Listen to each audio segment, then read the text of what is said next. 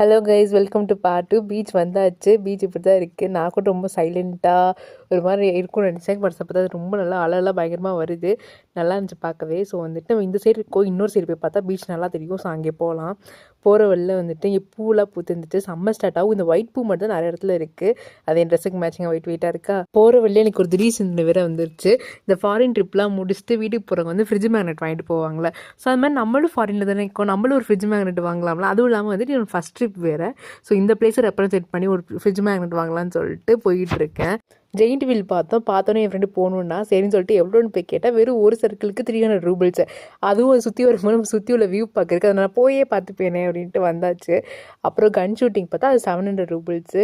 ரைட்டுடா அப்படின்ட்டு ஸ்டால் பார்க்க போயிட்டோம். நிறைய ஸ்டால்லாம் இருந்துச்சு, குட்டி குட்டியாக கடை இருந்துச்சு.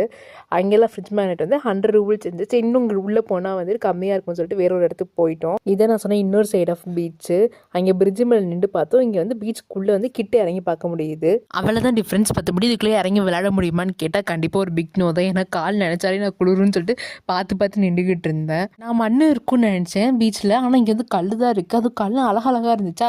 ஸோ கொஞ்சம் கல் மெமரிஸ் கண்டி எடுத்துக்கிட்டேன். அப்புறம் ஏதாவது ஒரு வீடியோ எடுத்து இன்ஸ்டாவில் அப்லோட் பண்ணலாம்னு சொல்லிட்டு ட்ரை பண்ணேன். எனக்கு வந்து டபுள் மைண்ட் செட். ஒன்று வந்து சோகமாக போடலாமா இல்லை சந்தோஷமாக போடலாமான்னு சொல்லிட்டு ஸோ அதெல்லாம் ட்ரை பண்ணி ஏதாவது எடுத்து வச்சு அதுக்கப்புறம் ஒரு வீடியோ அப்லோட் பண்ணிட்டு ஸோ கண்டிப்பாக போய் செக் பண்ணி பாருங்கள். எடுத்த கல்லெல்லாம் தூக்க முடியாமல் என் ஃப்ரெண்டோட ஜர்க்கின்குள்ளே போட்டு விட்டோம். எனக்கு பசிக்கவே இல்லை, இருந்தாலும் வந்துட்டு பர்கர் கிரேவிங்ஸ் வந்துருச்சு. ஸோ பர்கர் சாப்பிட்லான்னு சொல்லிட்டு பர்கர் கடை தேடி போயிட்டு இருக்கோம். இன்னும் ஃப்ரிட்ஜ் மேக்னெட்டும் வாங்கலை, அதுவும் வாங்கணும். அது வாங்கிட்டு அடுத்து போகணும். ஷூ நனைஞ்சிருமோன்னு பார்த்து நின்றுக்கிட்டு இருந்தேன். அது வரை அலை அமைதியாக தான் இருந்துச்சு. கிளம்பலான்னு பேசும்போது மொத்தமாக ஒரு அலை வந்து அவ்வளோதான் மொத்த ஷூ நினச்சி விட்டுருச்சு. வீடியோ பெருசாக போடுற காரணத்தால் நாளைக்கு பார்ட் 3 வரும், மன்னிச்சுக்கோங்க.